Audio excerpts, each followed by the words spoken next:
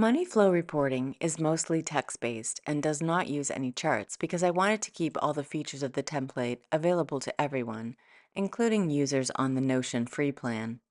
You can review by pay period, month, or year, and will find similar kinds of information in each section. The first tab breaks down how you spent money for the interval by category. The presentation of this information is a little different by pay period because we are pulling from the transactions directly, so they show up individually with the category total at the top. Note the asterisk on the pay period tab that indicates that the pay period needs to be changed manually. By month and year, only the total amount spent is displayed for each category. Note that all three sections only consider transactions that are marked as paid. Each section also contains a tab with a gallery view comparing income to expenses.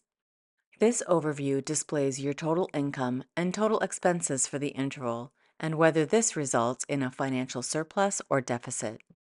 The final tab in each section is a table with the same data as the gallery view, which some people may find easier to understand.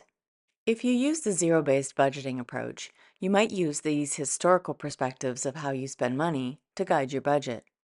Regardless of how or if you budget, these reports can give you insight into areas in which you might want to cut back spending and areas that are emerging as more important to you.